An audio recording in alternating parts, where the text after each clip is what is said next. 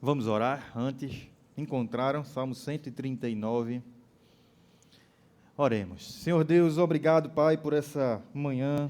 Obrigado, Senhor, por teu cuidado sobre nossas vidas. Obrigado porque o Senhor nos ama e registrou a sua revelação a nós nessa Santa Escritura, Senhor, e preservou até os nossos dias hoje, Pai. Obrigado por esse milagre que é a Bíblia, que é a Tua Palavra, e que ela encontre lugar em nossas vidas, na nossa prática. E te pedimos especialmente na manhã de hoje que ela encontre lugar na profundidade de nossos pensamentos, na profundidade de quem nós somos, Pai. É o que nós te pedimos por Cristo. Amém. Irmãos, eu vou ler aqui o Salmo inteiro, por isso eu peço um pouco de sua atenção. Eu vou ler rápido, já que temos 20 e tantos versículos, mas nós não trataremos versículo a versículo, ponto a ponto aqui no Salmo. Do Salmo. Vamos ler? Senhor, Tu me sondas e me conheces. Sabes quando me sento e quando me levanto. De longe percebes os meus pensamentos. Sabes muito bem quando trabalho e quando descanso. Todos os meus caminhos são bem conhecidos por Ti. Antes mesmo que a palavra me chegue à língua, Tu já conheces inteiramente, Senhor. Tu me cercas por trás e pela frente e pões a Tua mão sobre mim. Tal conhecimento é maravilhoso demais e está além do meu alcance. É tão elevado que não o posso atingir. Para onde poderia eu escapar do Teu Espírito? Para onde poderia fugir da Tua presença? Se eu subir aos céus, lá estás. Se eu fizer a minha cama na sepultura ou no Sheol, também lá estás.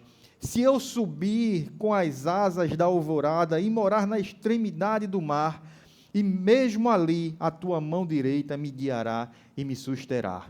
Mesmo que eu diga que as trevas me encobrirão e que a luz se tornará noite ao meu redor, verei que nem as trevas são escuras para Ti.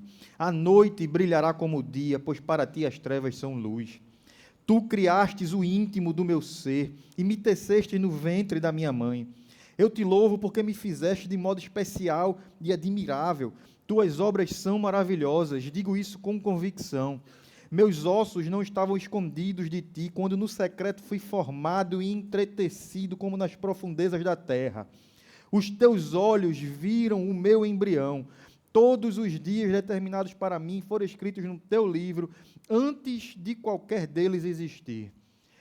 Como são preciosos para mim os Teus pensamentos, ó Deus! Como é grande a soma deles! Se eu os contasse, seria mais do que os grãos de areia. Se eu terminasse de contá-los, eu ainda estaria contigo. Quem dera matasses os ímpios, ó Deus! Afastem-se de mim os assassinos, porque falam de Ti com maldade. Em vão rebelam-se contra Ti. Acaso não odeio os que Te odeiam, Senhor? E não detesto os que se revoltam contra Ti? Tenho por eles ódio implacável. Considero os meus inimigos. Sonda-me, ó Deus, e conhece o meu coração. Prova-me e conhece minhas inquietações. Vê se em minha conduta algo Te ofende e dirige-me pelo caminho eterno. Irmão, você já pensou na possibilidade de existir algo em você que não parece errado? Algo errado, mas que se tornou tão normal para você, ou que sempre você tratou como se fosse algo irrelevante, e por isso você nunca colocou aquilo diante de Deus? Já parou para pensar sobre isso?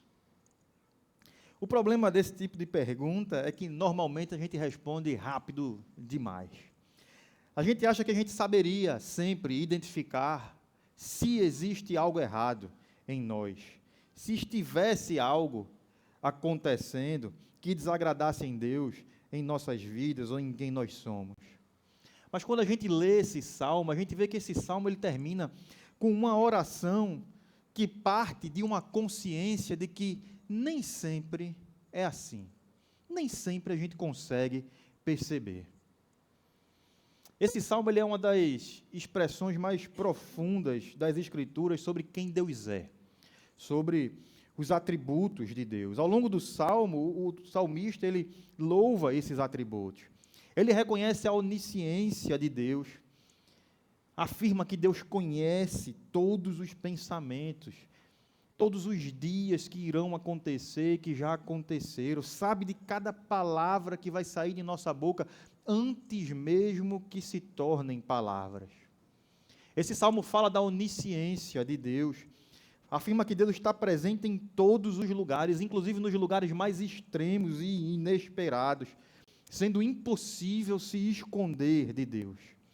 Esse salmo fala da onipotência de Deus, que criou todas as coisas, que dá vida ao ser humano de forma intencional, desde o ventre de sua mãe, criando vida.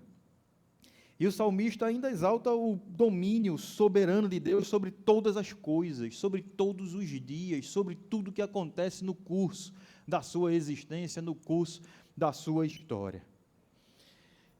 Esse salmo deixa evidente que na vida do salmista, nada está fora do alcance de Deus. Deus conhece cada detalhe de sua existência, de sua rotina, desde quando Deus o criou no ventre de sua mãe. Cada movimento, cada palavra, cada pensamento ainda não organizado, não exteriorizado. Não existe nenhum espaço oculto a Deus, não existe nenhuma área neutra, não existe parte da vida que possa ser mantida fora do olhar e do conhecimento de Deus.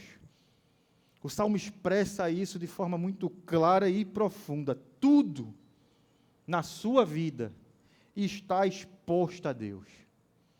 Nada pode ser escondido. E diante dessa verdade, o salmista declara que esse conhecimento é sublime demais, é elevado demais, é profundo demais para ser plenamente compreendido. E ele não tenta dominar essa verdade, ele somente ressalta essa verdade, reconhece essa verdade. E depois de reconhecer tudo isso, questões importantes que às vezes nós mesmos esquecemos, o salmista ele faz um pedido.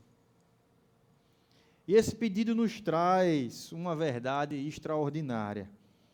Depois de reconhecer que Deus conhece tudo, que Deus está em todo lugar, que Deus criou sua vida, que Deus governa seus dias, que não há lugar para onde ele possa fugir da presença de Deus, do conhecimento de Deus sobre ele, ele vira para Deus e ora. Ele pede: prova-me e conhece minhas inquietações. Vê se no meu caminho algo te ofende e dirige-me pelo caminho eterno. Aqui está uma verdade sublime desse texto, fundamental. O fato de Deus conhecer tudo sobre nós não significa que nós conhecemos tudo sobre nós mesmos. O salmista ele reconhece que pode haver na sua vida coisas que estão nele, que talvez ele assuma como corretas, que ainda não foram submetidas a Deus. Coisas que lhe levaram a entrar por caminhos que ele está trilhando, coisas que ele não percebe em si mesmo, mas que ofendem a Deus. Realidades profundas de seu ser, inquietações, questões muito além daquelas ações visíveis, daquelas coisas que externamos, de nossos atos exteriores. E ele coloca isso diante de Deus. Ele pede que Deus lhe mostre, porque ele não consegue perceber. Ele não tem essa capacidade de sempre perceber. Nós não temos essa capacidade de sempre perceber. E essas realidades que às vezes não conhecemos sobre nós mesmos, podem ser valores não examinados, mas que a gente assume, que vão entrando na nossa vida. sendo impostos pelo meio que a gente vive, pelo tipo de sociedade que nós vivemos. Podem ser princípios distorcidos. Podem ser emoções desordenadas. Podem ser caminhos que se tornaram normais para a gente, mas que não estão alinhados com a vontade de Deus. Por isso ele pede que Deus, que tudo conhece, que conhece tudo sobre ele, Deus de quem ele não tem como se esconder, lhe sonde, lhe conheça, conheça suas inquietações, conheça seus caminhos, e então mostre se há algo de errado, e lhe dê nova direção.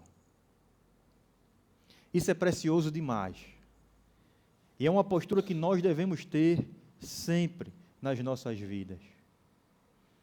E muitas vezes partimos de pressupostos errados, achando que nós conhecemos tudo sobre nós mesmos, e não nos desnudamos diante de Deus. Reservamos áreas de nossas vidas, questões de nossas vidas, e não submetemos a Ele. Quando o salmista ele pede para ser sondado, ele parte de um pressuposto central, e aqui me permita o termo, um pressuposto central da antropologia bíblica. Bonito, né? Mas do que a Bíblia fala sobre o homem, como a Bíblia define o homem. E ele parte de um pressuposto que é de que o ser humano, ele não é plenamente transparente para si mesmo, ou a si mesmo. A queda, meus irmãos, ela não afetou apenas nossa moralidade. E a gente tem falado disso aqui na igreja. A gente falou disso aqui no domingo passado, sobre nossos atos exteriores, sobre nosso comportamento. Mas a queda não afetou somente a nossa moralidade, nossos valores, mas também a nossa capacidade de discernimento, nossa capacidade de discernimento interior. O coração humano se tornou enganoso, caído, não apenas no sentido de praticar o mal, mas também no de não perceber com clareza o próprio mal. Dá para entender? Isso significa que nosso problema espiritual ele não se limita a pecados conscientes, a ações externas, atos deliberados. Nosso problema espiritual, causado pela queda, causada por nós, pela separação de nós e Deus, inclui valores distorcidos, inclui, e por favor preste atenção nisso, pois é um tema importante, inclui emoções desordenadas, inclui prioridades assumidas fora de ordem, inclinações internas que passam despercebidas, questões que não são flagradas por nós em um autoexame sincero, mesmo sincero. Há coisas erradas em nós que não nos parecem erradas, porque se tornaram parte de nossa forma habitual de viver a vida, de enxergar a vida, de pensar sobre nós mesmos, sobre Deus, sobre os outros. Mas coisas que nossa condição de pecadores muitas vezes nos impedem de perceber. Quando a gente exerce uma autoanálise, normalmente a gente parte de pressupostos que nós já assumimos, de forma errada, de forma errônea, corrompido já por nossa visão pecaminosa. A gente parte já de emoções que estão fora do lugar, a gente parte já de valores que estão fora do lugar, que a gente já assumiu como verdadeiro, como correto, e isso embaça a nossa visão. Embaça a nossa visão sobre nós mesmos. O salmista aqui, ele compreende essa limitação. E por isso ele não confia no próprio exame. Ele não ora, Senhor, eu avaliei meu coração. Não que nós não precisemos fazer isso, precisamos nos avaliar.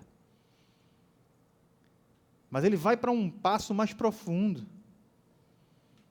Ele pede que Deus o conheça, que Deus o examine, que Deus o sonde, e Deus, portanto, revele aquilo que ele não consegue, ele, salmista, não consegue enxergar. Ele compreende aqui que o problema não é simplesmente o que ele faz, mas é o que ele não percebe de si mesmo, o que ele não percebe no seu coração. Sonda, Senhor, o meu coração. E é importante a gente saber que coração nas Escrituras não tem o mesmo significado que coração em 2025 em Recife. Quando a Bíblia está falando de coração, e eu já falei isso aqui, mas repito, não está falando simplesmente do centro das emoções, como nós temos hoje. Hoje, coração se limita a isso.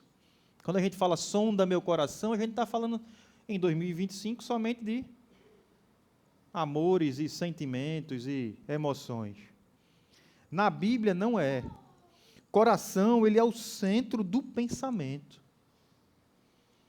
Inclui emoções também, mas não é principalmente o centro das emoções.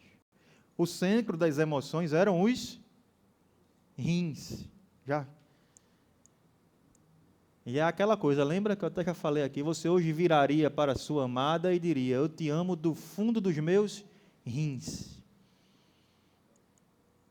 Ou com todos os meus rins. O coração, ele tinha também o significado de conter emoções, mas não como o pensamento que temos hoje. O coração era muito mais ligado ao que entendemos hoje como cérebro, que tem emoção, a gente sabe disso, mas é o centro do pensamento, é o nosso eu interior, é quem nós somos por dentro. Então, quando o salmista pede aqui que Deus sonde o seu coração, ele está pedindo que Deus sonde as profundezas de quem ele é, que Deus sonde seus pensamentos, que Deus sonde suas intenções, que Deus sonde seus valores, que Deus sonde suas emoções, tudo. E nós precisamos dessa mesma postura. Entenda, irmão, nós somos pecadores.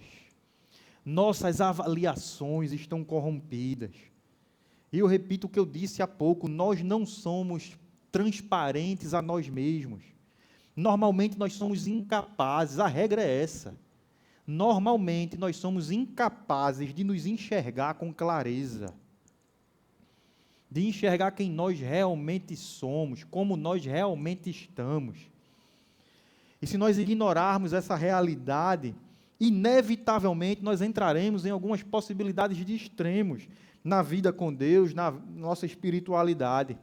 Ou nós nos acharemos autossuficientes, senhores da razão, e aí seremos críticos, santos demais, narcisistas, ou nós seremos superficiais. Normalmente a gente vai estar aí em extremos. Nós nos contentaremos apenas com aquilo que a gente consegue controlar, explicar, exteriorizar. Mas avançar na maturidade espiritual exige de nós a postura que estamos falando aqui nessa manhã. Exige que a gente aceite que há regiões da alma, há regiões de nós mesmos, que só Deus pode acessar com verdade, com discernimento, com clareza. E nós podemos pedir a Deus que Ele sonde nosso coração e nos mostre essas áreas. Nós podemos pedir a Deus que Ele sonde nosso coração, podemos pedir isso sem medo. Porque em Cristo temos esse caminho aberto e podemos nos aproximar de Deus não como réus tentando se justificar, mas como filhos que já foram justificados pela graça e agora estão num caminho de maturidade, de santidade, de crescimento. E Deus vai agir na sua vida para lhe mostrar. Amém? Entendendo isso, a gente passa para uma segunda questão aqui, que é extremamente relevante para nossos dias, para nossas vidas. E me permitam, nesse segundo ponto, fazer um recorte temático necessário. O salmista, ele não pede apenas que Deus examine seu coração em termos morais, ele pede isso, e a gente tratou disso também no que nós falamos aqui. Mas ele pede que Deus conheça as suas inquietações. Está no texto. Ele reconhece que a sua vida interior também é atravessada por inquietações. Talvez tensões, medos, angústias, pesos, questões que não são simplesmente circunstanciais, tá? Mas que fazem parte da sua experiência, de sua vida, de seus dias, mas também de sua experiência diante de Deus. Irmãos, nós também carregamos inquietações.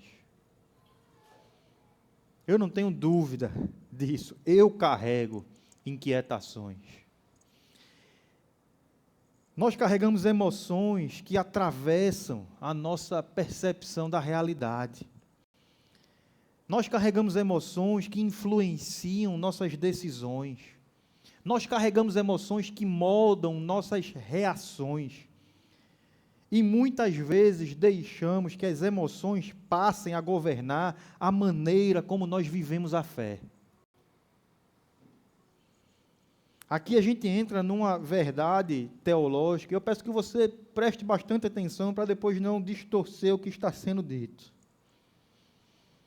Deus, Ele nos criou como seres emocionais. Nós carregamos emoções. Está no plano de Deus, Deus nos fez assim. E isso é bom. Deus, quando nos criou, disse que era muito bom. As emoções, portanto, fazem parte da criação de Deus e refletem aspectos da imagem de Deus em nós. Que Ele fez o homem à sua imagem e semelhança. As emoções não são, portanto, um defeito, não são um erro. As emoções fazem parte do que Deus planejou para nós. No entanto, assim como todas as demais dimensões da nossa humanidade, nossas emoções também foram afetadas pela queda, também foram afetadas pelo pecado. Elas passaram a funcionar de maneira desordenada e muitas vezes pecaminosa. Mas a obra de Cristo também efetua uma redenção que alcança as emoções. E aquilo que foi desordenado em nós pela queda, pode ser reordenado no caminho com Cristo. A nossa vida interior pode ser reordenada pelo poder de Cristo. Por mais que a gente não queira admitir, boa parte do que a gente pensa, do que a gente sente, boa parte da forma como a gente age, é influenciada, sim, por nossas emoções. Eu vou dar um exemplo bem trivial. Já gritou no trânsito? Já? São suas emoções dirigindo suas ações ou não? Já foi grosso em casa com a sua esposa? São suas emoções desordenadas, pecaminosas, dirigindo suas ações ou não?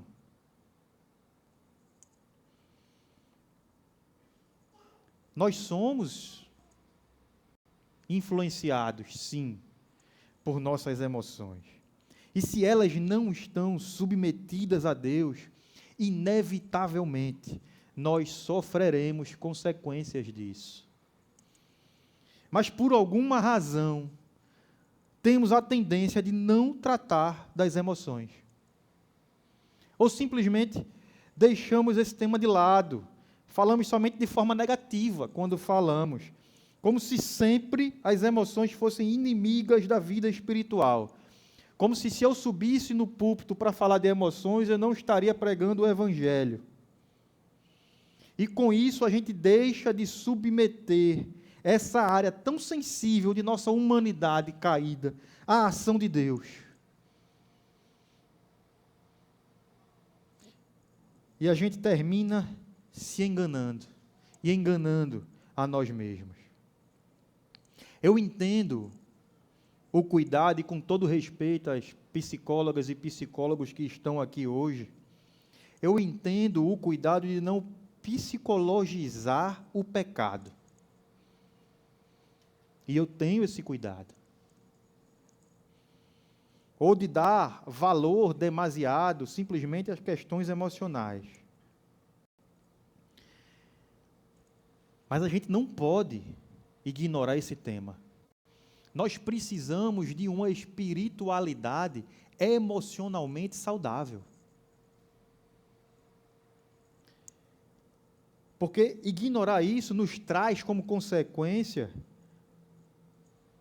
pessoas com a vida governada por emoções caídas, que nunca são colocadas aos pés de Cristo, nunca são examinadas à luz das Escrituras, nunca são apresentadas para serem redimidas, para serem transformadas. A gente não pede que Deus sonde nossos corações, nossas emoções, nossas inquietações. A gente não pede que Ele sonde e haja naquilo que nos desorganiza por dentro tantas vezes. E eu repito, isso termina moldando nossos valores, moldando nossas ações, moldando padrões de comportamento do nosso dia a dia, orientando nossas escolhas. E isso vai acontecendo de forma silenciosa, sem que a gente perceba. E termina que, muitas vezes, aquilo que a gente chama de jeito de ser, eu sou assim, essa é a minha personalidade, esse é meu temperamento, em muitos casos, são simplesmente resultado de emoções desajustadas que nunca foram submetidas ao cuidado de Deus, nunca foram confrontadas com as Escrituras.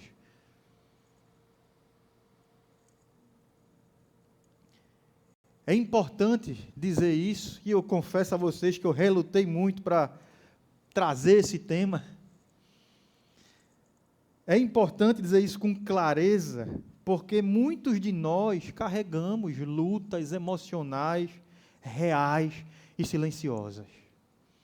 Nós temos pessoas exaustas emocionalmente drenadas, convivendo com ansiedade constante, com medo exagerado, com depressão, com tristeza profunda, com uma sensação contínua de peso interior. Nós temos pessoas com ira descontrolada, nós temos pessoas com problemas de autoestima, de aceitação, temos pessoas com uma sensibilidade emocional extremamente fragilizada. Qualquer gesto não intencional de outra pessoa já causa um problema. Nós temos uma lista enorme de desajustes emocionais que existem no meio do povo de Deus. E muitos são sim causados pelo pecado, pela queda.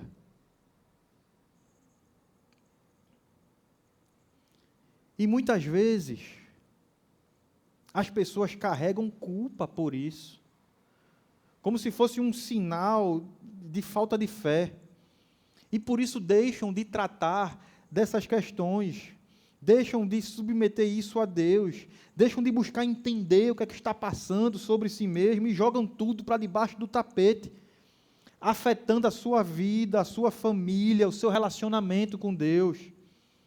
E aí temos cônjuges fragilizados, que reagem com dureza ou silêncio, não por falta de amor, mas por exaustão emocional que nunca foi cuidada, nunca foi submetida, nunca foi sondada. Nós temos pais impacientes que explodem com os filhos o tempo inteiro. Não porque deseja ser assim, mas porque estão emocionalmente drenados.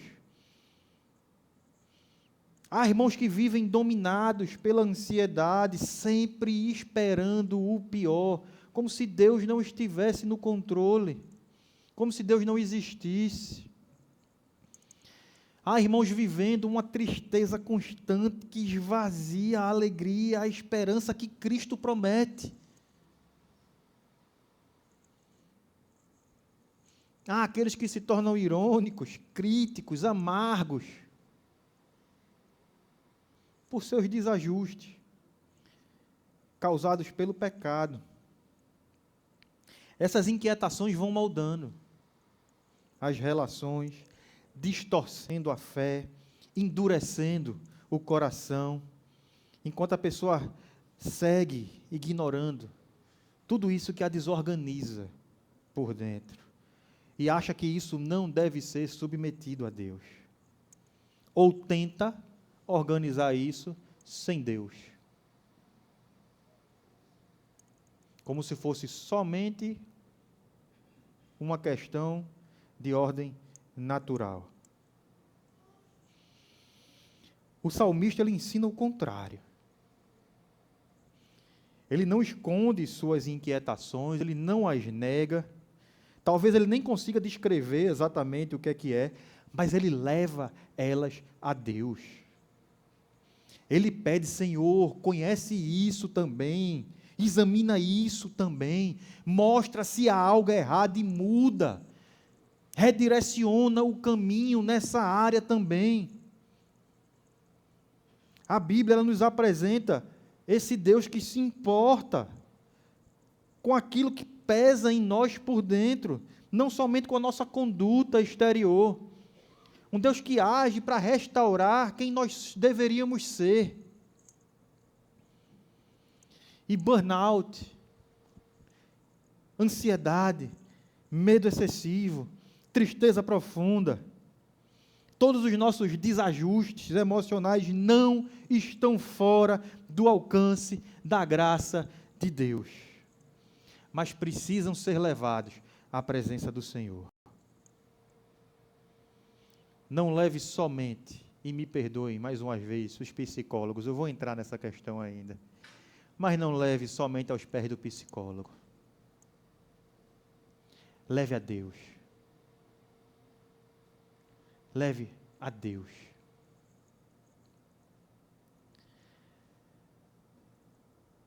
Levar nossas emoções a Deus não é fraqueza espiritual, é fé madura.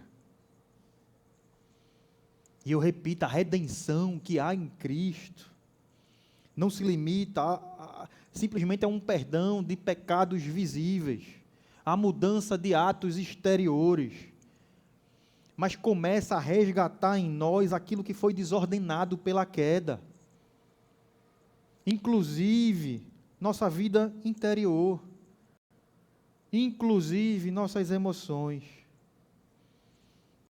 O Espírito Santo, ele nos conduz à santidade e à maturidade. Mas nesse caminho de restauração, irmãos, nesse caminho de santidade, nesse caminho de transformação interior, muitas vezes, Deus vai requerer de nós algumas atitudes concretas. Deus vai requerer de nós que a gente faça algo. A oração não é sonda-me, sonda minhas inquietações, sonda meu coração, sonda meu interior e me mostra se há algo errado, se há algum caminho mau, e me guia pelo caminho eterno. Deus pode lhe mostrar e vai lhe mostrar. E Ele vai lhe dar o direcionamento para o caminho correto. E muitas vezes, nessa trilha, nesse caminho, Deus vai requerer atitudes suas. Deus vai requerer que você reorganize também, dentro do que lhe cabe. Você reorganize suas prioridades. Você enxergue suas emoções. Você enxergue suas reações. Que você perceba quem Ele está mostrando que você é.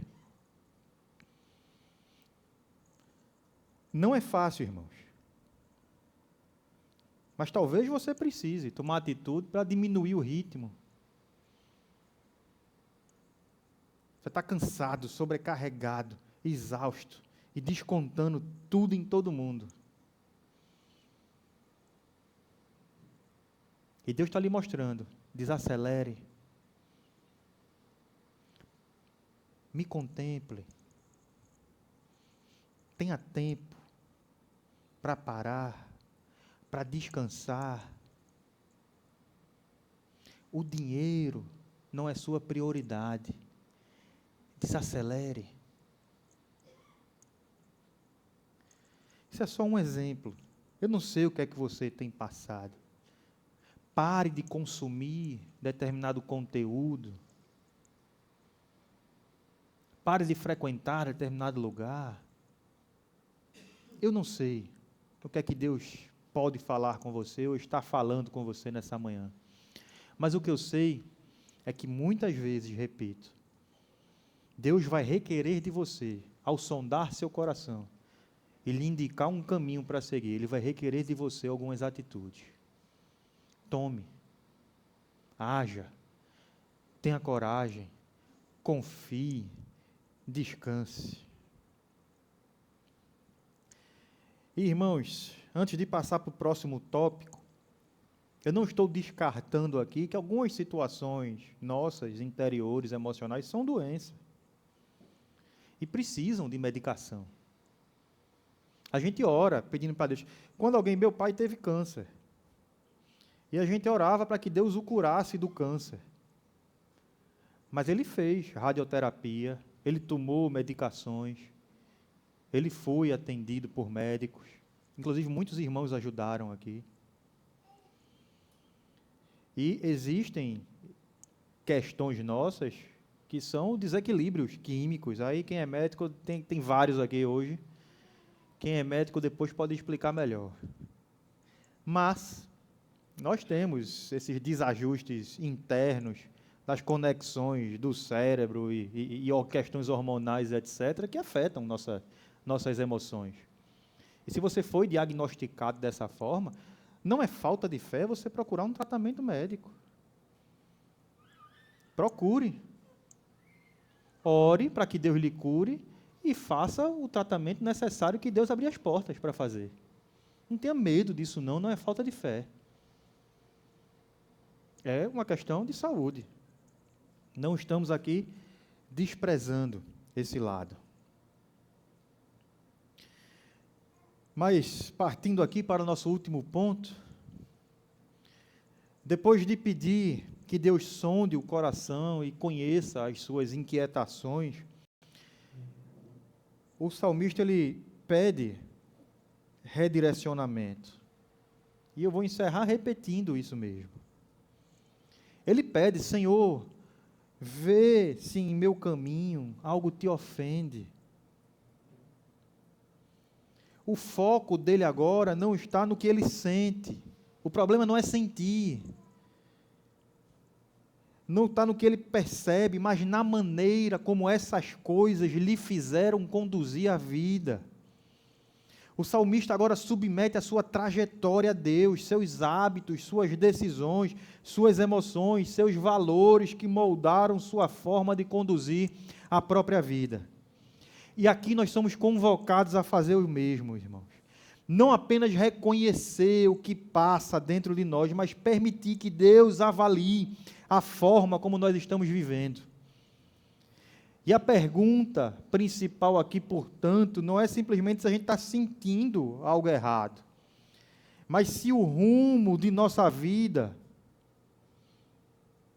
o rumo que nossa vida tomou, agrada a Deus ou não. E isso exige honestidade conosco e com Deus, porque muitos de nossos caminhos não parecem errados. Muitos de nossos caminhos funcionam, são práticos, trazem uma boa vida, ajudam a manter a rotina, resolvem demandas, são justificáveis aos nossos próprios olhos, mas ainda assim podem estar desalinhados com a vontade de Deus. Podem estar causando dano a você mesmo, ao seu relacionamento com Deus, à sua família. Por isso, o pedido do salmista é o de ser confrontado por Deus. Ele se dispõe diante de Deus a ter a sua forma de ser, sua forma de existir, sua forma de viver confrontada, sondada. Que Deus coloque diante dele aquilo que ele está fazendo de errado, ou suas inquietações distorcidas.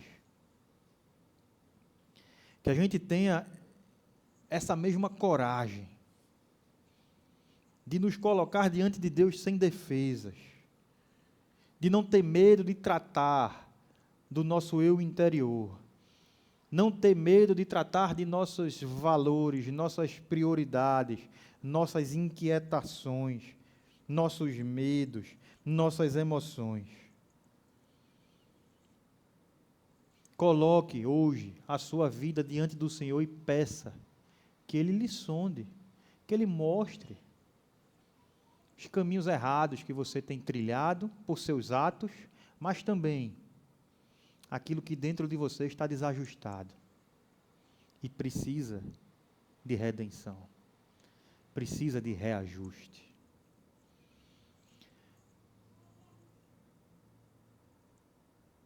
Encerrando, irmãos, e o louvor pode vir. Esse salmo, ele termina com essa oração. E nós nos concentramos nela. Mas o salmista, ele não sai do texto com soluções na mão. Ele sai com a vida colocada diante de Deus. Ele reconhece, repito, ele percebe que há coisas na vida dele que ele não domina,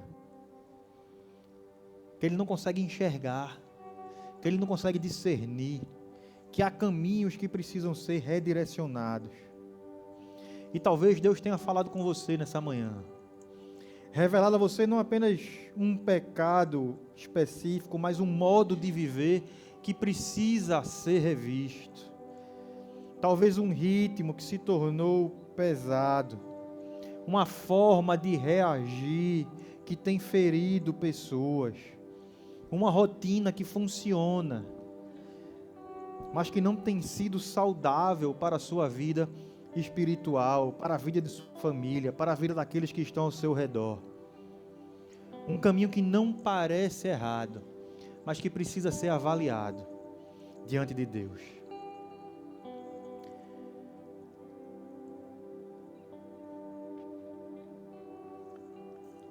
Irmãos,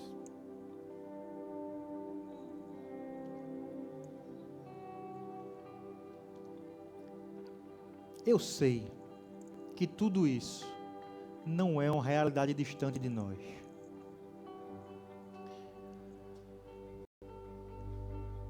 Eu atendi, inclusive, há poucos meses, uma pessoa, não é daqui, em desespero, dizendo: eu não consigo ter ânimo, ter força, ter vontade para nada, nem para Deus, nem para minha família, para nada, e eu não sei o que fazer.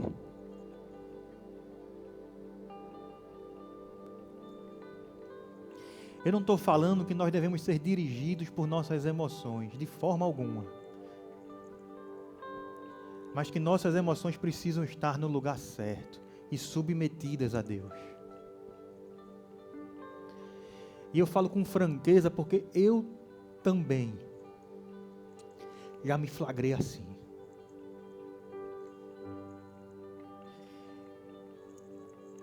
vivendo dias insuportáveis.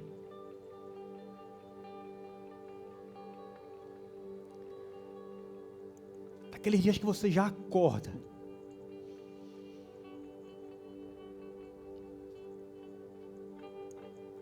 e eu sabia que eu não devia me sentir assim. Eu tinha clareza na minha mente que não devia ser assim.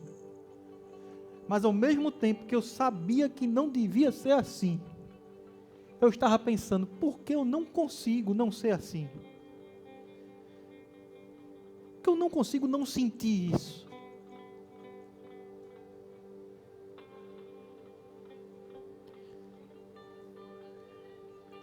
E passei um bom período de oração, vivendo meus dias, e entendi de Deus algumas ações que eu precisava tomar. Deu medo, deu insegurança, mas tomei. E foi libertador.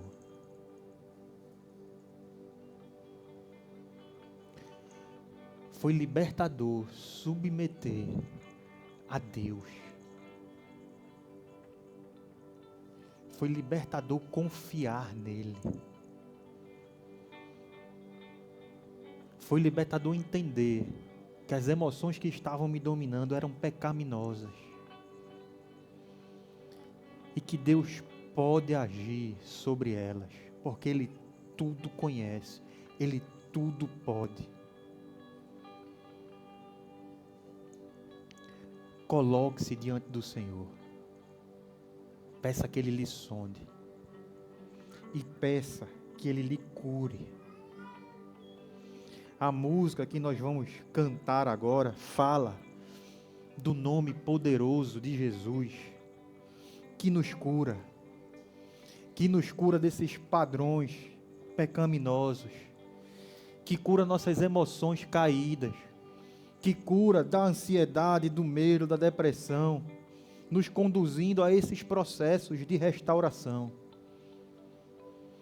Eu peço que você cante agora do fundo da sua alma. Eu lhe garanto que você tem emoções desajustadas. Nós somos pecadores. Submeta-as a Deus. Peça a Ele por restauração, por um caminho de restauração. E que Ele lhe dê força, discernimento, coragem para tomar as ações necessárias para viver com Ele, na dependência dEle e para Ele. Amém?